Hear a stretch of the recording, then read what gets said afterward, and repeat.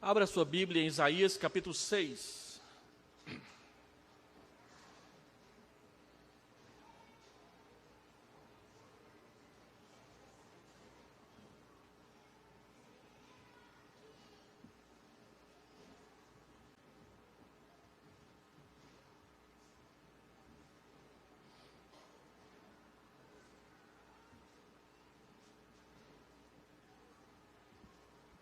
Isaías capítulo 6.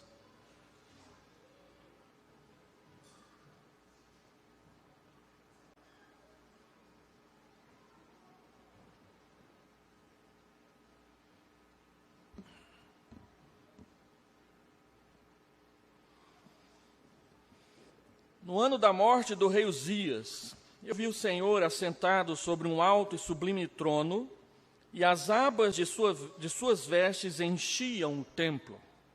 Serafins estavam por cima dele, cada um tinha 6 asas, com 2 cobria o rosto, com 2 cobria os seus pés, e com 2 voava. E clamavam uns para os outros, dizendo: Santo, Santo, Santo é o Senhor dos exércitos, toda a terra está cheia da sua glória. As bases do limiar se moveram à voz do que clamava, e a casa se encheu de fumaça. Então disse eu: ai de mim, estou perdido, porque sou homem de lábios impuros, habito no meio de um povo de impuros lábios, e os meus olhos viram o Rei, o Senhor dos exércitos. Então um dos serafins voou para mim, trazendo na mão uma brasa viva que tirara do altar com uma tenaz.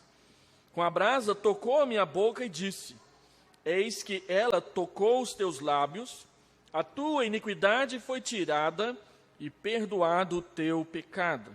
Depois disso, ouvi a voz do Senhor que dizia: quem enviarei e quem há de ir por nós? Disse eu: eis-me aqui, envia-me a mim. Então disse ele: vai e dize a este povo: ouvi, ouvi e não entendais. Vede, vede, mas não percebais.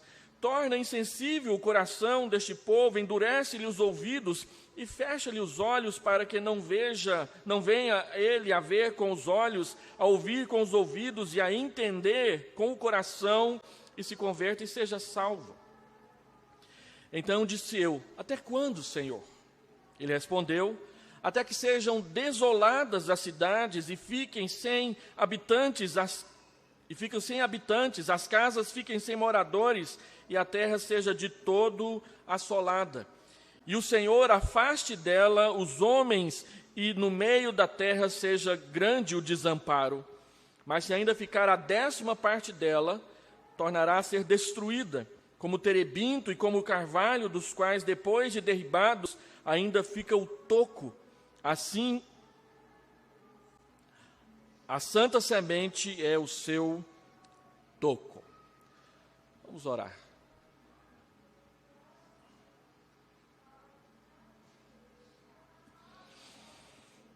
Pai amado, nós lemos a Tua palavra em mais um encontro do Senhor com um servo Teu do passado, e queremos pedir que o Senhor venha falar ao nosso entendimento, falar à nossa alma, falar ao nosso coração com a Tua palavra, para nos aproximar do Senhor e para santificar as nossas vidas. Deus, nós queremos pedir que o Senhor estenda a mão do Senhor sobre nós, para abençoar, para nos pegar nos Teus braços, para nos atrair, para nos puxar para perto de Ti, para o Senhor nos abraçar com a Tua graça nessa noite. Fala, Senhor Deus, porque queremos ouvir. Ganha a nossa atenção, ganha os nossos ouvidos, para que sejamos preenchidos da Tua presença. E como foi dito no começo do culto, e nós cremos, nós não adoremos o Senhor só porque cremos e sabemos que é verdade, mas porque de fato o Senhor se manifesta no nosso meio por meio da Tua palavra e do Teu Espírito. Oramos pedindo estas coisas, conscientes dos nossos pecados, mas totalmente entregues e confiantes à Tua graça, por meio do Senhor Jesus, em nome de quem oramos. Amém, Senhor Deus.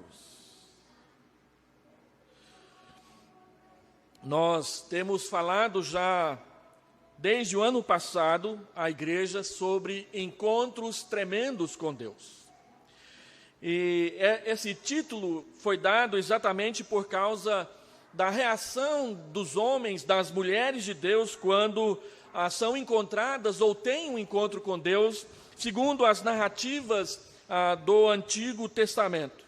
A cada texto que nós vimos meditando no decorrer dos domingos, no decorrer dos anos, nós aprendemos uma faceta nova, um ensino novo a respeito do que significa estar na presença de Deus, quando Ele nos visita para nos orientar, para nos repreender, para nos conduzir como ovelhas do seu pastoreio. E o que a impressão e o impacto desse encontro produz na vida dessas pessoas, que nós queremos aprender com eles, pelo seu exemplo, através também da sua própria experiência, tentar entender e conhecer como que Deus age no nosso meio, sempre confiando na sua iniciativa e na sua graça. Há três situações, três verdades, três ensinamentos, se é que eu posso falar dessa forma, que nesses sermões que temos feito, nessas exposições bíblicas que temos feito a respeito desses encontros tremendos de Deus com o seu povo, parece que em quase todos eles se repetem. Primeiro, é que sempre a iniciativa para que o encontro aconteça é de Deus. Não somos nós que marcamos o horário, não somos nós que marcamos a data, não somos nós que marcamos o lugar. Tudo isso é uma prerrogativa de Deus, que escolhe o momento, que escolhe a forma, que escolhe o jeito, e então Ele simplesmente nos surpreende aparecendo e tocando nas nossas vidas. Então, os nossos encontros com Deus, ainda que tenhamos todo domingo às 19 horas um culto, não somos nós que determinamos o que Deus vai fazer, como Ele vai fazer, quando vai fazer, mas é Ele que é o Senhor e nós é que somos os servos, é Ele que decide se manifestar. Porém, nós temos ao nosso favor que Ele nos orientou a fazer assim exatamente porque Ele quer se encontrar conosco. Segundo fato que é recorrente, é que as reações das pessoas têm aspectos muito semelhantes sempre. Sempre há temor, sempre há convicção da sua pecaminosidade, e sempre isso é transformado em reverência diante da santidade de Deus. É diferente do que a gente vê por aí na televisão, nos congressos, nos encontros chamados tremendos que as pessoas e as igrejas programam para chamar as pessoas para se tornar membros da sua casa. Como se o encontrar-se com Deus fosse simplesmente uma experiência de muito prazer, e um prazer carnal mesmo. É claro que Deus alegra o nosso coração, mas estar na presença do Deus vivo ativa na nossa mente, no nosso coração, em primeiro lugar, a descoberta de quem nós somos enquanto pecadores, na presença de quem Ele é enquanto Deus Santo. E terceiro, por outro lado, sempre nesses encontros, na maioria dos encontros que nós narramos aqui e lemos e expomos para a igreja, há uma palavra de Deus dizendo que não haverá morte, de que não haverá castigo, pelo contrário, haverá a sua presença pelo caminho. Quando Deus fala com Josué, e nós meditamos nesse texto aqui, ele disse: eu irei contigo. Quando Deus se encontra com Moisés e envia Moisés para o Egito, ele diz: eu irei contigo. E assim nós observamos Deus fazendo a mesma coisa com várias pessoas, com Gideão. Quando Gideão apresenta 5 desculpas esfarrapadas para não obedecer a Deus, Deus diz: eu irei contigo. Deus está conosco. Quando Moisés pediu que Deus lhe orientasse a respeito do episódio do bezerro de ouro, lá em Êxodo 32, no capítulo 33 e no capítulo 34, Moisés disse: se o Senhor não for em nosso meio conosco, não nos tires desse deserto, mas que nós pereçamos aqui. E Deus disse: eu irei contigo, o anjo da minha presença irá diante de vós. Quando você lê Isaías 64, Isaías repassa o período do deserto, ali no capítulo 63 e no capítulo 64, ele diz que celebrará as benignidades de Deus, porque quando o povo estava no deserto, o Espírito de Deus, todos os dias, sofria com eles ali naquela caminhada. Deus castigou Israel a andar 40 anos no deserto, mas não teve um único dia sequer que Deus não estivesse com eles naquele deserto, vivendo a disciplina ao seu lado. Deus toma iniciativa, Deus abre os nossos olhos para nós sabermos quem Ele é e quem nós somos, e Deus promete e Deus garante que andará conosco o tempo todo. Nós estamos diante de um texto que fala do primeiro encontro de Isaías com Deus, e não é diferente. É quase que repetir o sermão que eu preguei 2 semanas atrás, outra vez, para enfatizar a graça de Deus entre nós. Então, esse personagem que nós temos aqui, Isaías, ele tem o seu encontro com Deus, e esse encontro específico de Isaías com Deus, para os irmãos terem uma ideia, ele molda o seu caráter e a sua pregação profética durante todo o resto da sua vida. E Isaías é um dos profetas do Antigo Testamento que tem o seu ministério mais longo. Capítulo 1 diz que ele profetizou nos tempos de Uzias, Jotão, Acás e Ezequias. E ele teve o seu primeiro encontro com Deus no ano da morte do rei Uzias, no último ano do reinado de Uzias, que foi um reinado de 52 anos, o segundo mais longo do reino de Judá. Uzias morreu com 68 anos, conforme está escrito em 2 Crônicas, capítulo 26, versículo 3, e no ano da sua morte, Isaías tem esse encontro com Deus. Depois ele vai profetizar no período de Jotão, que reinou 16 anos e morreu com 41 anos. Ele profetiza durante todo o período de Acás, que são mais 16 anos, e ele morrerá jovem, com 36 anos de idade. Ele profetizará durante todo o reinado de Ezequias, que foi 29 anos. Quando ele morreu, tinha 54 anos de idade. E Isaías vai conhecer a morte, não sabemos se no primeiro ou nos primeiros anos do reinado de Manassés, que reinou 55 anos e foi o pior reinado que houve em Judá. Se você soma tudo isso, digamos, 1 ano de Uzias, mais 16 de Jotão, mais 16 de Acás, mais 29 de Jeremias, e quem sabe pelo menos uns 3 de Manassés, nós vamos ter um ministério profético de 65 anos de duração de Isaías. Se ele tivesse 20 anos quando ele teve esse encontro com Deus, então Isaías deve ter morrido com 85 anos de idade quando terminou o seu ministério profético.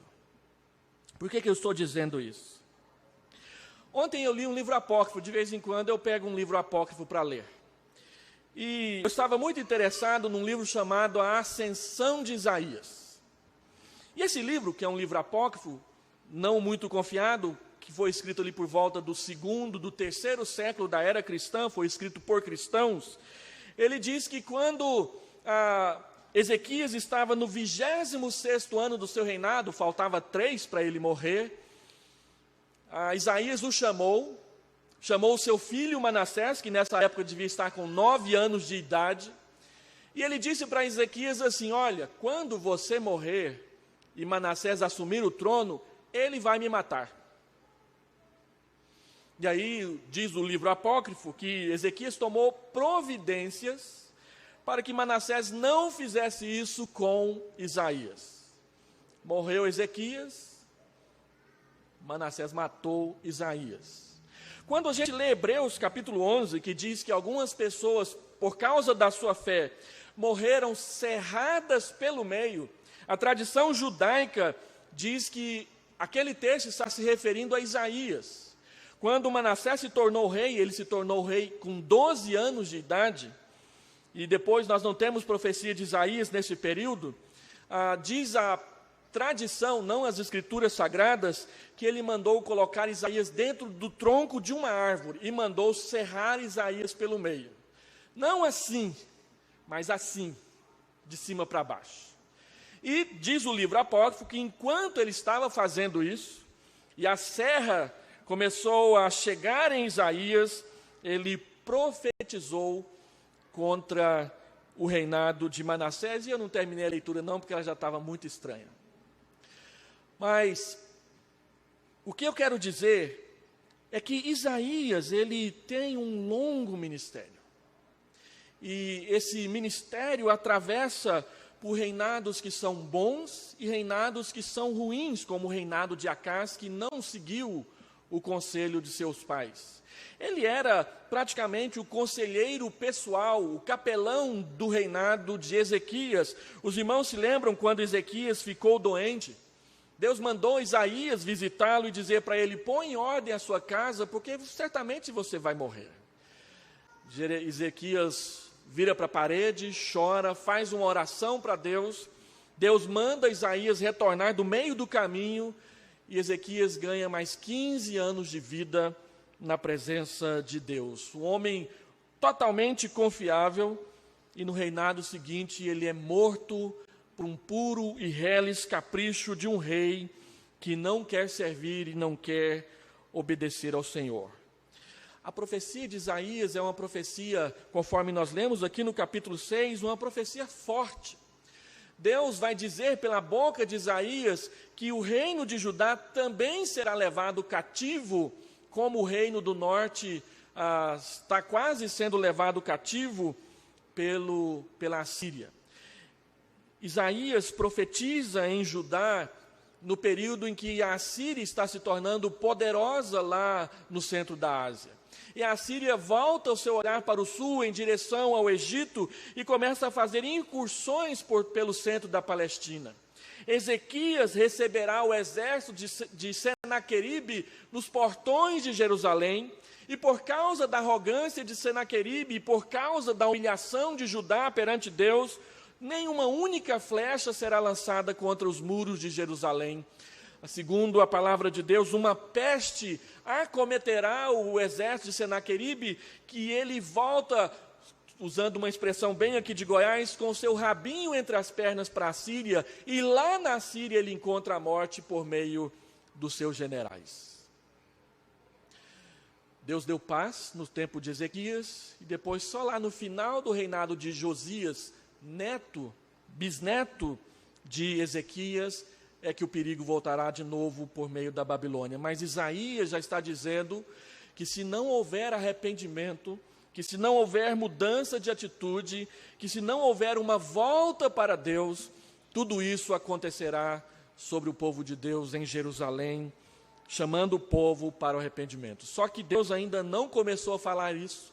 Ele falará através de Isaías, e aqui está, nós estamos diante do chamado de Deus para esse jovem, para esse rapaz chamado Isaías. Eu quero falar com os irmãos exatamente nessa palavra de Isaías, que é a palavra que destoa daquilo que nós temos visto até hoje sobre esses encontros com Deus, que é o fato de que Isaías não apresenta uma única desculpa sequer para obedecer a Deus. Pelo contrário, prontamente ele diz: eis-me aqui, eu vou.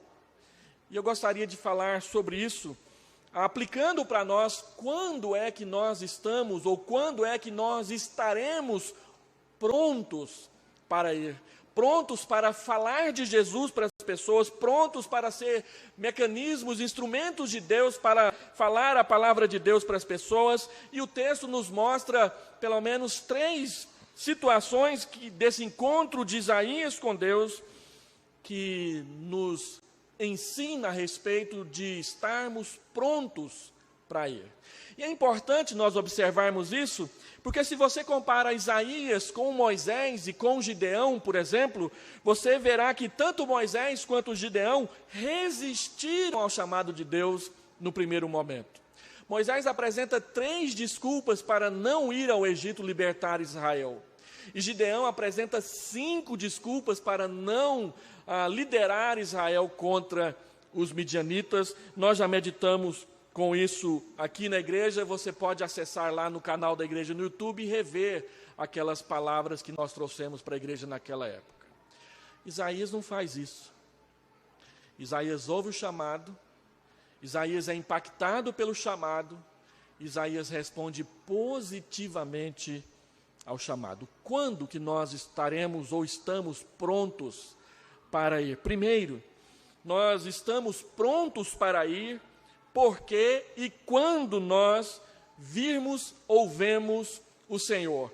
Isaías diz, no ano da morte do rei Uzias, eu vi o Senhor, está escrito aí no versículo de número 1 do capítulo 6, no ano da morte do rei Uzias, eu vi o Senhor assentado sobre um alto e sublime trono, e as abas de suas vestes enchiam o templo. Serafins estavam por cima dele, e cada um tinha 6 asas, e eles clamavam uns para os outros, Santo, Santo, Santo, Santíssimo é o Senhor dos exércitos, toda a terra está cheia da sua glória. Estar pronto para ir, em primeiro lugar, é ter um encontro pessoal com o Deus que chama. É você poder dizer, eu vi o Senhor. É você poder dizer, eu conheço Deus pessoalmente, como Jó falou no sermão que nós pregamos há 2 semanas atrás. Ele diz, antes eu te conhecia só de ouvir, mas agora eu te vejo. Jó está dizendo que ele teve uma experiência pessoal, real, com o Deus que ele adorava, a quem ele dirigia orações a sua vida toda. E Jó não era um menininho, adolescente, inexperiente, que estava começando a sua carreira de fé, era um homem maduro, pai de 10 filhos. E a gente não tem 10 filhos como aquelas leguminosas que a gente planta no jardim, que simplesmente brotam os seus brotos das suas folhas. Demora um tempo para você ter 10 filhos. Meu pai e minha mãe tiveram 11, e foram 25 anos para eles conseguirem fazer isso. Isaías está começando a sua vida agora. E ele tem um encontro pessoal com o Senhor. Ele diz, eu vi o Senhor. E quem é o Senhor que ele viu? Ele viu o Senhor que está assentado no seu trono. O rei que governa, o Senhor, a palavra hebraica traduzida por Senhor aqui é a palavra Adonai, que quer dizer aquele que domina, aquele que governa, aquele que tem controle sobre todas as coisas, que tem majestade, que tem poder, e o seu poder e a sua glória e a sua majestade enche todo o céu com a sua glória o tempo todo. A glória de Deus não é apenas um dos atributos do seu caráter. Nós costumamos entender que a glória de Deus é exatamente a soma de todos os seus atributos. Atributo é uma característica do caráter. Quando nós estudamos nas nossas classes dominicais a respeito do ser de Deus, nós costumamos dividir o estudo em 2 partes. Os atributos comunicáveis de Deus, aqueles que Ele compartilha conosco, e os atributos incomunicáveis de Deus, aqueles que só Ele tem. Os atributos incomunicáveis são a onipotência, a onipresença, a onisciência, a sua infinitude e a sua eternidade. Somente Deus é eterno, porque Deus é o único que não tem nem começo e nem fim. Nós somos eternos, mas a partir da criação de Deus das nossas vidas. Mas eterno como Deus, só Ele é. E esse Deus se revela a Isaías. Ele tem um encontro com toda a sua glória, sua bondade, o seu amor, a sua misericórdia, tudo isso diante dos seus olhos, mas também a sua justiça, a sua santidade, a sua retidão. E ao dizer que ele está vendo Deus, ele está vendo a sua glória, ele está vendo a manifestação de Deus diante dos seus olhos, ele está percebendo quem é Deus. Deus está descortinando os seus olhos para que ele perceba quem é o Deus a quem ele adora. E Calvino, quando abre as Institutas, ele diz, quanto mais conhecemos a Deus, a sua santidade, o seu poder, a sua glória, mais nós conhecemos a nós mesmos na nossa pecaminosidade, na nossa falta de retidão, na nossa promiscuidade, na nossa depravação total. Quanto mais nós conhecemos a nós, enquanto seres humanos pecadores, mais nós conhecemos a Deus enquanto ser celestial e divino e perfeito em todas as áreas da sua vida. Por que Isaías fica impressionado? Porque ele está diante de toda a bondade de Deus perante os seus olhos. E ele sabe que ele não é bom, ele percebe, ele se vê como uma pessoa que não é boa. Por que ele fica impressionado? Porque ele está diante de toda a justiça de Deus revelada perante os seus olhos. E ele não é justo. É disso que nós estamos falando. Quando é que nós estaremos prontos para ir? Quando nós começarmos a nos envolvermos com as perfeições de Deus na nossa vida diária. Quando as perfeições de Deus não for simplesmente um conceito, uma doutrina que a gente diz, Deus é assim, mas quando isso de repente cair sobre nós, em toda a sua manifestação presente nas nossas vidas. É disso que a Bíblia fala de glória de Deus. Como uma fumaça que enche o templo, sempre que a glória de Deus se manifesta, o templo se enche de fumaça. Não é fumaça de árvore sendo queimada. Não é fumaça de gelo seco através de uma maquininha. Mas é a fumaça que representa a glória, a presença de Deus. Deus está aqui. Isaías, no templo, ele percebe que não tem nenhum lugar para onde ele possa olhar, ou para onde ele possa ir, que Deus não está. E isso é tremendo. Porque ele está diante do Deus que sabe tudo, que vê tudo, que conhece tudo. E conhece a Ele que está ali, nu na sua presença, em seus pecados. Então, ele percebe que esse Deus, ele é adorado constantemente. Deus não é adorado somente por nós quando vimos aqui para o culto. Essa é uma das razões porque nos últimos 5 anos nós temos enfatizado sempre, através do momento de prelúdio e de pós-lúdio, que o prelúdio e o pós-lúdio, eles existem na liturgia da igreja, não só para poder ser um momento em que a gente acalma as conversas e se assenta nos bancos para começar o culto. Mas o prelúdio e o pós-lúdio, eles são didáticos para ensinar para nós algo que Isaías aprendeu, é que Deus é adorado constantemente, Deus é adorado eternamente. Quando nós entramos aqui, fazendo o nosso barulho, dando os nossos abraços, batendo a mão umas nas outras para cumprimentar as pessoas mais queridas, Deus estava sendo adorado e a gente chegou no meio do culto. E quando a gente for embora, Ele continuará sendo adorado pelo mundo celestial e pela igreja ao redor do planeta, porque quando nós começamos o nosso culto, algumas igrejas estavam terminando há 1 hora atrás.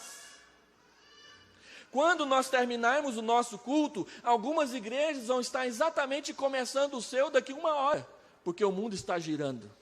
E a igreja de Deus está espalhada na face da terra. Enquanto nós adoramos, outros terminaram o seu culto. Enquanto nós terminarmos o nosso culto, outros estarão adorando, porque Deus é adorado permanentemente o tempo todo. E os serafins estão adorando o Senhor, e essa é a única passagem que fala dos serafins. E eu não quero falar muito tempo sobre eles. Há 3 observações simples e básicas sobre os serafins que eu gostaria de falar para os irmãos. Primeiro é que eles são seres angelicais que assistem constantemente na presença de Deus. A única vez que eles são mencionados é esse texto, e diz que eles estão ali para adorar, para servir, voltados para o serviço de Deus o tempo todo. Segundo, diante de Deus, os próprios anjos que não conhecem pecado, tampam os olhos, tampam os pés com as suas asas, em sinal de humildade daquele que é o glorioso Deus. Eles têm 6 asas, eles usam 2 para voar, mas com as outras eles tampam o rosto, eles tampam os pés, em sinal de respeito, reverência e humildade na presença do Senhor. E terceiro, eles clamam uns para os outros a santidade de Deus. Eu nunca tinha prestado atenção nesse versículo, até preparar esse sermão, quando diz que eles clamavam. A vida toda eu entendi e aprendi que eles clamavam para que Isaías ouvisse. Mas o texto diz que eles não estão clamando para que Isaías ouça, eles estão clamando uns para os outros. Os teólogos dizem que eles estão fazendo uma espécie de antífona, um fala e o outro repete, mas parece que é mais do que simplesmente uma coisa litúrgica, é uma adoração constante, é um reconhecimento constante deles, perante eles mesmos, de que Deus é o Senhor e de que Ele é santo.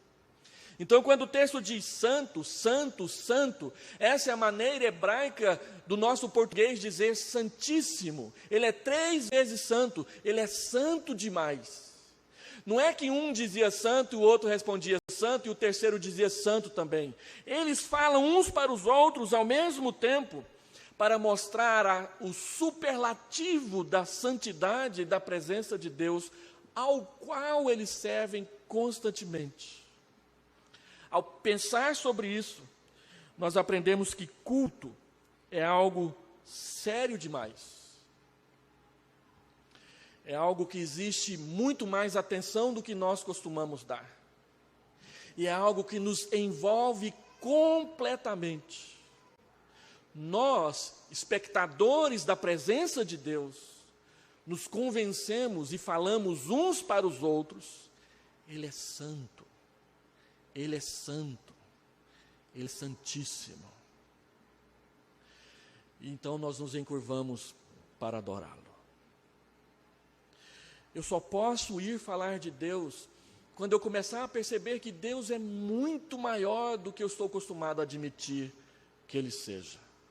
Há um tempo atrás, um homem chamado J.B. Phillips lançou um livro que tinha na capa um homem falando com Deus, Deus pequenininho, e o homem dizendo para ele o que fazer, e o título do livro é Seu Deus é Pequeno Demais.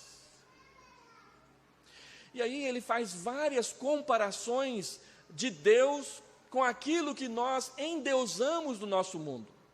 E eu me lembro de ter lido apenas um capítulo desse livro, que é o capítulo que diz que Deus, para nós, é como o Papai Noel. Deus é aquele velhinho, gordo, cansado, que carrega uma sacola e tudo que a gente pede Ele dá. Seu Deus é pequeno demais. Nós olhamos para Deus como alguém que tem que fazer algo para nós e por nós. Isaías vê Deus e não sabe onde colocar a sua cabeça, porque Ele é santo demais, porque Ele é perfeito demais, porque Ele é tudo demais, e de repente Ele nos permite estar na sua presença. A santidade de Deus, ela nos remete à sua glória e à sua majestade, mas ela faz mais do que isso. Ela nos remete ao fato de que Deus é totalmente separado do pecado e da pecaminosidade dos homens. Um autor do século passado, num livro que escreveu, diz que Deus é o totalmente outro. Não há nada em nós que nós podemos dizer que Ele é igual. Tudo que tem de melhor em nós, na verdade, veio dele, não o contrário. Nós não cremos, como Freud dizia, que Deus é uma ilusão, uma projeção das nossas mentes e dos nossos desejos. Não. Deus é quem nos criou, Deus é quem nos moldou. O que nós temos de melhor é o que mais pode se parecer com Ele. E as nossas melhores obras, que na sua presença são trapos de imundícia, é o que mais se parece com o seu caráter perfeito entre nós mesmos. A sua glória enche a terra, ela está em toda parte, os céus proclamam a glória de Deus e o firmamento anuncia as obras das suas mãos, diz o Salmo 19:1. Há 2 anos atrás, assistindo ao Fantástico, de vez em quando passa alguma coisa que vale a pena assistir naquele programa, e a Glória Maria estava na Noruega, fazendo uma reportagem especial sobre uma paisagem da Noruega, que é conhecida no mundo inteiro, que eu não sei se algum dia eu vou ter dinheiro para ir lá, para ver se é aquilo tudo mesmo, mas diz que é uma das paisagens mais lindas do mundo, em cima de uma montanha cheia de neve. Lá embaixo tem um lago, uma entrada, uma enseada do mar. E as pessoas vão lá para cima, para depois descer de esqui. Mas enquanto elas estão lá em cima, elas param para contemplar a beleza daquela enseada. E Glória Maria, que nós sabemos não é uma pessoa muito dada a Deus da Bíblia, mas a uma espiritualidade diferente, ela diz que é impossível você chegar lá naquela paisagem da Noruega e não crer que o mundo seja algo mais. Ela não diz que é um Deus que cria, mas ela diz, há algo mais. A Bíblia diz que os céus proclamam a glória de Deus, e que o conhecimento de Deus é dado pelas coisas que Deus criou, só que não um conhecimento que nos salva, mas um conhecimento que é capaz de nos condenar. Ninguém é desculpável na presença de Deus, porque a Bíblia diz que as árvores, os pássaros, as cachoeiras, os rios, as montanhas proclamam a glória de Deus. A salvação só vem por meio de Jesus, mas o que está diante dos nossos olhos de bonito neste mundo, nos condena porque diz que há algo mais. Na verdade diz, há alguém mais que o mundo não quer reconhecer que seja Deus. Então ela cita, na hora que ela diz isso, lá naquela paisagem que é muito bonita mesmo, ela diz que tem um provérbio norueguês, porque a Noruega é oficialmente luterana na sua confissão de fé, na sua religião.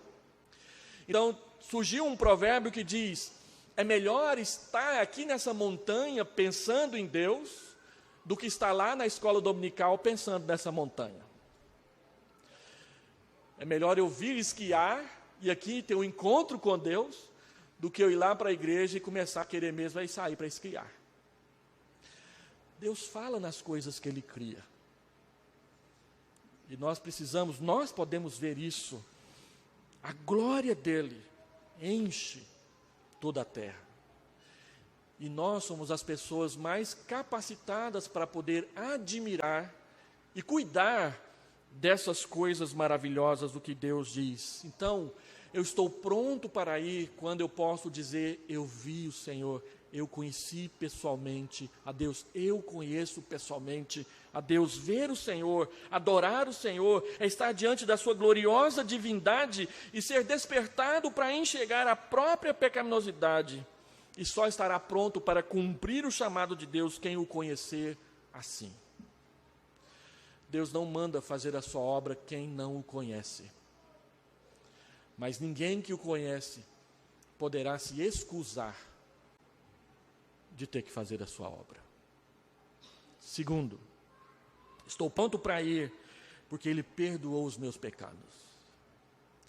O que garante a nossa palavra, o que garante a nossa empreitada, a nossa missão, não somos nós. Não é a nossa força financeira, não é a nossa localização geográfica dentro da cidade, não é o número de pessoas que nós podemos congregar no mesmo lugar.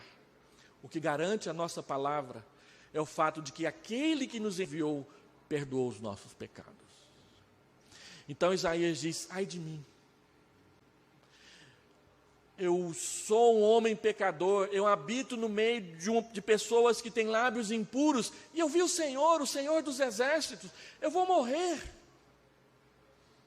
O encontro tremendo de Isaías não leva a ficar pulando e rodopiando e saltitando dentro do templo, dizendo: eu sou bom, eu conheci a Deus, Deus falou comigo, olha que maravilha. Quando ele vê Deus, ele diz: ai de mim. Por que ai de mim? Porque eu vi aquele que é santo, 3 vezes santo. A santidade dele está ao meu redor. A manifestação da glória e da majestade de Deus enche o coração de Isaías de terror. Basta comparar o que os serafins falam uns para os outros com o que nós falamos uns para os outros. Os serafins olham uns para os outros e diz: Deus é santo. Um outro olha para o outro e diz: Deus é santo. Nós olhamos uns para os outros e a gente pensa 1001 coisa errada uns dos outros. A gente fala um monte de coisa estranha uns dos outros, e nem é para os outros a respeito de Deus. Nós conversamos muito pouco a respeito de Deus entre nós. Nós conversamos muito a respeito dos outros entre nós, e geralmente não é falando bem. Então Isaías vê aqueles seres angelicais falando: Deus é santo, Deus é santo, Deus é santo, e ele percebe que ele não fala isso. Que a palavra santa de Deus não está nos seus lábios, e que ele carece disso, que ele deseja isso, que ele precisa disso na sua vida. Deixa eu citar um exemplo. Jesus, de repente, estava orando num certo lugar, e os discípulos que se acostumaram a vê-lo orando, Lucas capítulo 11, eles ficaram incomodados com aquilo, e eles disseram: Senhor, ensina-nos a orar, como João Batista ensinou os servos dele. Porque nós não sabemos orar, nós não sabemos falar com Deus. Eles não pediram: ensina como orar em voz alta, fazendo impostação de voz, essas coisas. Uma vez eu preguei numa igreja e pediram para um determinado irmão levantar-se para orar, e ele se levantou. Oh, amantíssimo Deus, glorioso sobre todas as coisas da terra. Gente, parecia o Vicente Price imitando o Conde Drácula. Nada contra a oração que o irmão fez, mas muitas vezes nós procuramos o auditório errado para ouvir as nossas orações. Eu me lembro de uma esposa de um pastor amigo meu. Eu estava lá participando com eles num final de semana e tinha tido uma reunião de senhoras, e ela chegou lá na casa do pastor toda feliz, porque ela disse que tinha lavado a alma dela na oração que ela tinha feito lá na igreja, porque ela tinha condenado todos os pecados de todas as mulheres na oração dela. Quem é o nosso auditório? Os serafins dizem: Deus é santo, Deus é santo, Deus é santo. E o que é que nós dizemos para Deus? Ai de mim. Mas o anjo veio, pegou uma brasa viva, colocou na boca de Isaías e diz: Ele perdoou os seus pecados. Ele purificou o seu coração da sua iniquidade. O seu pecado foi perdoado. O culto não é para bajularmos a Deus com oferendas e shows, mas é para que Ele nos perdoe, é para que Ele nos faça mais santos. E nós sabemos que nós precisamos de santidade, porque é a santidade que muda o nosso comportamento. Logo, ver o Senhor é encontrar-se com o perdão. Como aquela mulher adúltera de João 8, que foi pega e de forma, com 2 pesos e 2 medidas, foi levada perante o Senhor para ela sozinha ser apedrejada, sem o cara que foi para a cama com ela. E o Senhor Jesus pergunta: qual de vocês então que não tiver nenhum pecado, pode jogar a primeira pedra? Outro dia, naquela novela Jesus, da Record, que tem um monte de erro doutrinário nela, teve essa cena e esse dia eu quis assistir. Então, quando Jesus, lá da novela, perguntou: quem não tem pecado, atire a primeira pedra, a Record fez uma coisa muito boa. colocou o foco em cada pessoa presente e trouxe cenas anteriores da novela onde essas pessoas pecaram. Cada um foi lembrando dos pecados que tinha cometido antes de estar ali querendo jogar pedra nos pecados daquela mulher. E diz a Bíblia que cada um deles saíram dali, do mais velho até o mais moço. Porque todos foram acusados pela sua consciência. Quem faz a consciência acusar? Deus. Deus desperta no nosso coração essas coisas. Quando é que a gente é convertido a Deus? Quando Ele desperta a nossa consciência e depois Ele perdoa os nossos pecados. E é essa consciência do perdão que nos permite ir falar de Jesus para as pessoas. Porque é uma experiência real, é algo verdadeiro, é algo que aconteceu, não é uma experiência psicológica, não é um sentimentalismo cristão, é algo que Deus prometeu, se confessarmos os nossos pecados, Ele é fiel e é justo para perdoar os nossos pecados e nos purificar de toda injustiça. Ele perdoa e Ele limpa. E isso nos dá força e vigor para falar para as pessoas de algo que nós vivemos com Deus. Só podemos ir e só estaremos prontos para ir quando a experiência do perdão for algo vivo na nossa memória e no nosso coração. Tem muita gente que precisa do perdão de Deus. Tem muita gente que frequenta a igreja e precisa do perdão de Deus. Eu fui visitado por uma senhora certa vez, que era uma mulher muito bonita, ela me havia dito, e ela tinha tido uma experiência com prostituição, e aquela experiência não saía da sua memória. Ela teve um marido que a tirou da prostituição, e depois ela voltou para a prostituição, traindo o seu esposo, e desse casamento nasceu um filho. E ela me disse lá no meu gabinete que não tinha coragem de dizer para o filho o que tinha acontecido com ela no passado.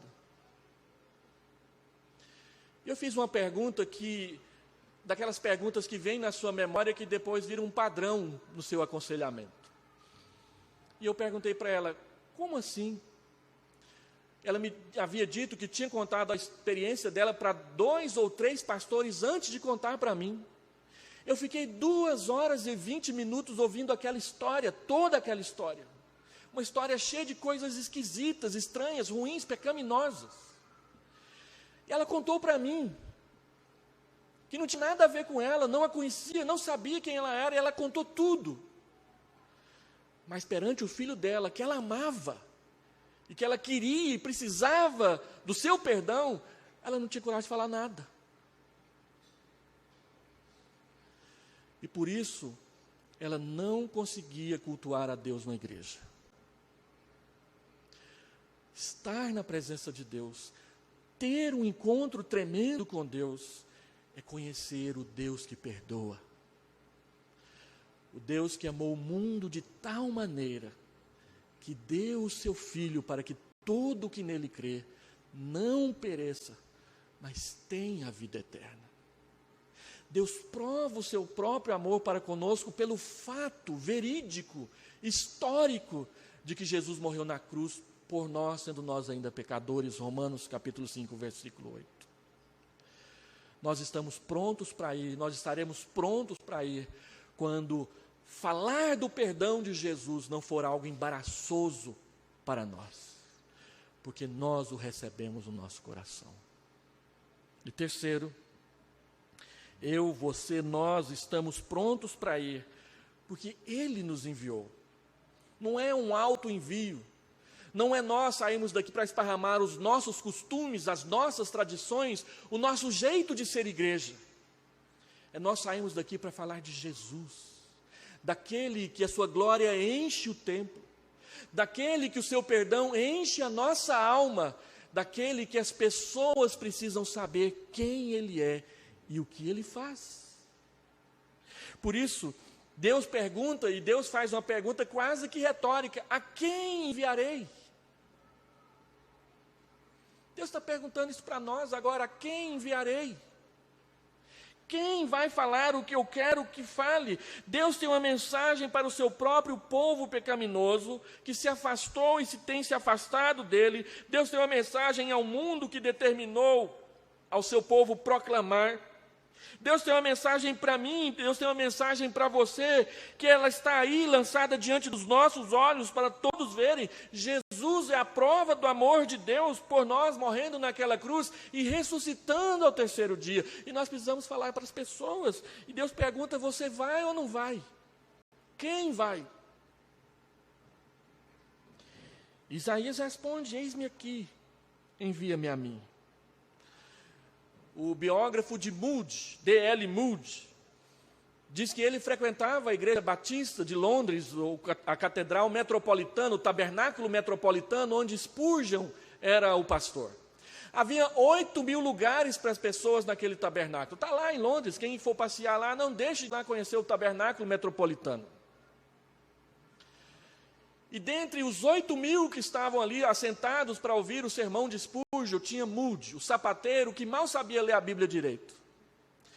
E Spurgeon diz no seu sermão: o mundo está para ver o que Deus pode fazer em, com e através daquele homem, daquela mulher que queira fazer sua vontade. E Moody ouviu aquele sermão, achou: puxa, que sermão bonito, que mensagem bacana, eu vou orar por isso. E ele foi para a casa dele, ajoelhou ao pé da sua cama e disse: Senhor, levanta este homem, levanta esta mulher. E diz o biógrafo dele, Boanerges Ribeiro, que diz que quando ele terminou a oração, ele já estava dizendo: Senhor, será que eu não posso ser este homem? Será que o Senhor não pode fazer algo em mim, através de mim e comigo, que possa alcançar milhares de pessoas? E ele pregou para centenas de milhares de pessoas por mais de 40 anos no seu ministério. Billy Graham, quando tinha 18 anos de idade, foi encontrado no seu quarto, ajoelhado ao pé da sua cama, dizendo: Deus, usa-me, usa-me. Será que o Senhor pode usar um pecador como eu? Antes dele morrer, há pouco tempo atrás, quando ele ainda tinha vigor, ele foi pregar no leste da Ásia. 1 bilhão de pessoas assistiram os seus sermões pela televisão. Ele tinha Parkinson, tremia constantemente, mas não parava de pregar. E os seus biógrafos diziam que quando ele vinha ao púlpito, na hora de pregar, ele simplesmente não tremia. Sua voz ficava firme. Ele era revestido do poder de Deus. E há poucos dias compartilharam no Facebook uma palavra dele, dizendo: olha, ore até que você seja íntimo de Deus. E é impressionante quando a gente vê, há poucos dias eu assisti um vídeo sobre George Miller, do avivamento na Inglaterra, por volta de 1740, na mesma época de Whitefield e Wesley. Ele criou e sustentou 5 orfanatos, sem pedir 1 centavo para quem quer que seja, a não ser para Deus. E dizem os seus biógrafos que um dia não tinha café da manhã, não tinha pão, não tinha nada, e ele colocou ali 100 e poucas crianças assentadas à mesa, com o copinho, com o pratinho do lado, e ele disse para as crianças: vamos agradecer o café. Eu fico imaginando as crianças olhando o copo assim: que café? E eles oraram agradecendo o café. E alguém bateu na porta. Era um padeiro. Olha, eu ia levar pão lá para não sei aonde, mas a ponte caiu, não dá para atravessar, eu vou perder esse pão, então eu resolvi dar para o senhor. E eles tomaram o café da manhã e beberam o leite que eles tinham orado agradecendo sem estar sobre a sua mesa. E este homem um dia mandou uma oferta para Hudson Taylor, lá na China. Quem é esse cara? Ele perguntou. Esse é George Miller, o homem que quando ora o céu fica em silêncio. Quem vai por mim? Será que Deus não pode fazer algo nas nossas vidas que possa trazer a graça dele para a vida de outras pessoas? Vai, diz esse povo, e a mensagem que Deus mandou Isaías dizer é forte, é dura, é impactante. E por 65 anos ele disse, ele morreu por causa dessa mensagem. E ele não deixou de dizer um único dia. E tudo começou quando ele viu o Senhor pela primeira vez. Se a nossa experiência com Deus é verdadeira, ela vai crescer. Se a nossa experiência com Deus é falsa, quanto mais depressa ela morrer, melhor. Para que Deus mude o nosso coração do jeito que Ele quer. Deus diz, olha, a mensagem é forte, a mensagem é de juízo, mas eu não vou acabar com o meu povo. Você pode cortar o terebinto, você pode cortar o carvalho no toco, mas o toco vai ficar. E quem já cortou uma árvore no toco, sabe que ela brota de novo. Deus está dizendo, tem uma santa semente. É a semente do Evangelho. É a semente do meu povo. É aqueles com os quais eu tenho uma aliança. Esses passarão pela disciplina e brotarão outra vez.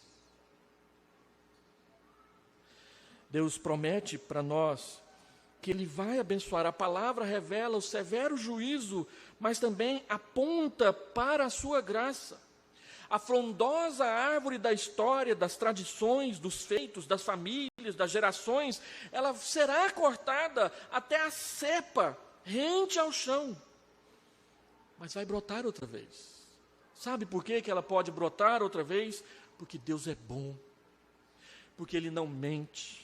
Porque Ele vai terminar o que Ele começou, porque Ele não tem a glória só no poder, mas a sua alegria, diz o livro de Miqueias, é exatamente em perdoar as pessoas, em renovar o vigor das pessoas. É por isso que ver o Senhor é tornar-se um instrumento nas suas mãos. Quem faz você ser um instrumento nas mãos do Senhor, nas mãos de Deus, nunca é você, nunca é a palavra do pastor, é sempre Deus.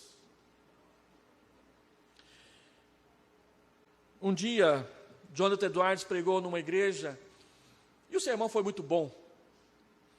Então o pastor disse para ele, olha, aproveita, faça o apelo para que as pessoas se entreguem a Jesus, aproveita enquanto o ferro está quente.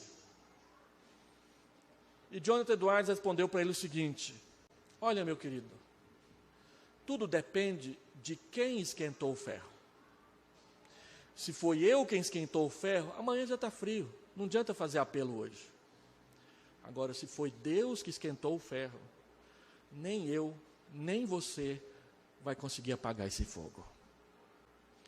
Pelo que nós temos que orar aqui na igreja? Para que Deus fale diretamente ao meu, ao seu, ao nosso coração. Então eu quero concluir. A essência do culto é que nós nos colocamos diante da glória e da santidade de Deus. Para que eu vim aqui? Eu vim aqui para cultuar o Deus cuja glória enche a terra. Encontrar-se com Deus é aprender a viver conduzido por sua santidade, para a glória da sua majestade. A sua santidade nos atrai por causa da sua radical diferença com o pecado, com o padrão moral do mundo. Nós adoramos a Deus, diz a palavra de Deus, na beleza da sua santidade. Se Deus não for belo para você, você nunca falará dele para os outros. Assim como você fala da sua namorada ou da sua esposa, como ela é bela. E é mesmo. Será que Deus é belo para nós? Segundo, a consequência do culto é perdão e santificação. O que eu vou levar para casa? Eu vou levar para casa a graça do Deus que me aceita, pecador, na sua presença santa. Eu vou levar para casa a disposição de ser moldado pela santidade desse Deus. Encontrar-se com Deus é conhecer a sua santidade, que desmascara o nosso pecado, a nossa corrupção. Na presença santa de Deus, nós caímos em desespero por nossas vidas, mas na presença santa de Deus, nós conhecemos a experiência do perdão, e da graça, e do amor. Não é somente a nossa adoração religiosa que tem que ser pura diante de Deus, mas é o nosso comércio, a nossa política, o jeito com que a gente trata as pessoas depois que sair daqui. Terceiro, o propósito do culto é fazer de todos nós testemunhas e missionários enviados por Deus ao mundo. A quem enviarei? Isaías diz, eu. Você está pronto para dizer, Senhor, me envia aos meus pais, me envia aos meus filhos, me envia aos meus irmãos, me envia aos colegas de trabalho, me envia aquelas pessoas que se cruzarem comigo pelo caminho. Um dia eu estava lá em São Paulo, e a gente tem algumas experiências em São Paulo que são únicas. Eu estou lá andando de frente ao Mackenzie, e vem um mendigo, e do nada ele me abraça. E me faz uma pergunta: como é que eu posso ser feliz? E eu disse para ele, para você ser feliz, você precisa entregar sua vida para Jesus. E foi tão interessante a reação dele, ele se afastou e disse, só isso? Eu disse, isso eu não quero não. E se afastou de novo. Mas eu me lembro de um rapaz que frequentava a nossa igreja, e eu falava as mesmas coisas para ele. 1 ano e meio depois, ele pediu para fazer na pública a profissão de fé. E perguntado por um presbítero, por que você está fazendo a pública de profissão de fé? Ele disse, porque eu vinha conversar com o pastor Hélio e ele falava de Jesus para mim. E tudo que eu perguntava para ele, ele falava, Deus isso, a Bíblia aquilo, Jesus aquilo outro. E aquilo me incomodava porque eu não tinha esse Jesus comigo. Então eu quero conhecer esse Jesus que traz paz ao coração do meu pastor. E fez a pública profissão de fé. E eu tive o privilégio de fazer o seu casamento, de batizar uma das suas filhas. E é um dos melhores amigos que eu tenho desde longa data no meu ministério. Fale de Jesus para as pessoas. Fale do jeito que você o conhece, do jeito que ele satisfaz a sua alma. E quarto e último lugar, graças a Deus, nem todos ouvirão de boa mente e de boa vontade o Evangelho, mas muitos ouvirão. A Bíblia diz que há o joio e há o trigo. E a Bíblia diz que os dois crescerão. O joio está crescendo neste mundo. A gente vê isso na televisão, o que aconteceu em Suzano, na Nova Zelândia. Quase aconteceu aqui em Rio Verde, por brincadeira idiota de alunos que queriam aparecer na televisão. Mas a gente vê também mudança. A gente vê livros de pessoas que dizem, eu encontrei Deus e a minha vida mudou. Eu fui pastor de uma senhora que era muito rica, e ela se sentia angustiada, e ela veio ao pastor que pastoreava a igreja antes de mim, ele falou de Jesus para ela, e ela entregou a sua vida para Jesus. Então um amigo dela me procurou e disse, fala de Jesus para mim, porque essa mulher aí, eu conheço ela de muito tempo, e ela era uma mulher triste. E depois que ela veio frequentar a sua igreja, ela se tornou uma mulher alegre.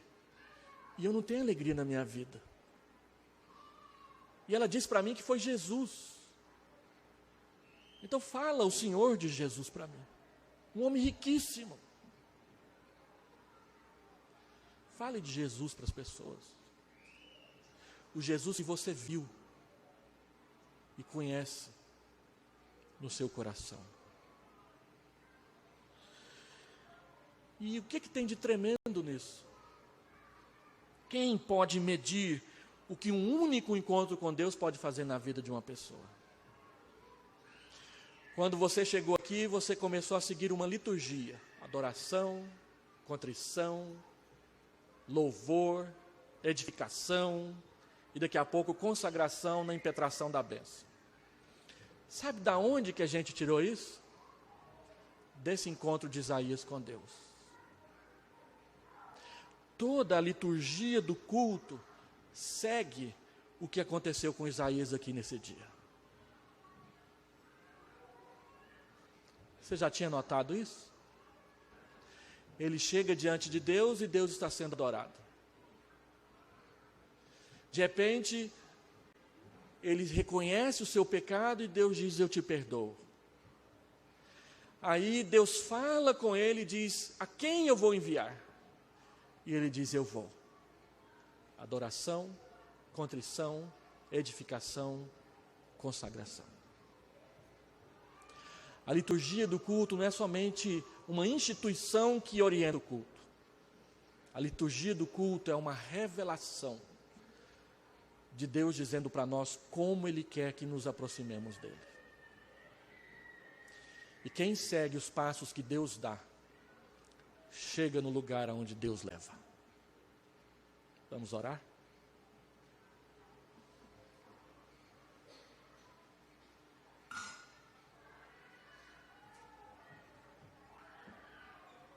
Pai amado, diante do Senhor depositamos o nosso coração para reconhecer que o Senhor é santo, glorioso, majestoso, santo demais aos nossos olhos,